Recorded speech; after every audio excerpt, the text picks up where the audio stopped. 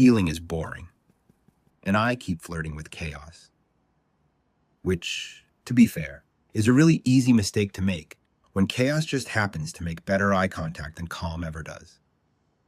See, nobody tells you that healing feels less like a breakthrough and more like putting your drama on airplane mode.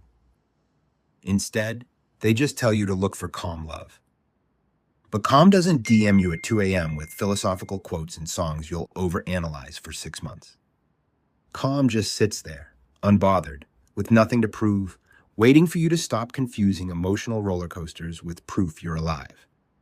Which, let's be honest, is a terrible marketing strategy in a world that runs on performance. Chaos, though? Chaos has charm. It leaves voice messages. Quotes Nietzsche, says, "You up? And what is consciousness?" in the same breath. It flirts in fragments, leaving you to finish the sentence and mistake the puzzle for connection. I used to call that chemistry. That rush. The feeling that someone could both end and save me in the same breath. When really, it was just me confusing survival mode for soulmates. And if there's one thing I've learned in life, it's that you can't build forever with a mind that still thinks love means emergency. That's like trying to fall in love during a car crash. You can't tell if your heart's racing because you met the right person or because you're flying through the windshield together. The thing is, intensity might know exactly the right thing to say, but intimacy knows the exact right thing to do without needing to narrate it. Real intimacy isn't just fireworks. It's being seen without needing to perform your pain for proof. The love that stays even when there's nothing left to fix.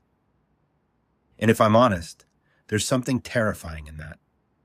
Because once the chaos goes quiet, you start hearing yourself. And that voice, it remembers everything. Almost like when your phone screen randomly goes black, and suddenly you're left looking at your own reflection instead of whatever kept you distracted. Back in the day, I thought stability was dull. Now I see it more as an advanced technology humanity hasn't quite learned to operate yet. A kind of love you only notice once you stop feeding yourself with dopamine kicks.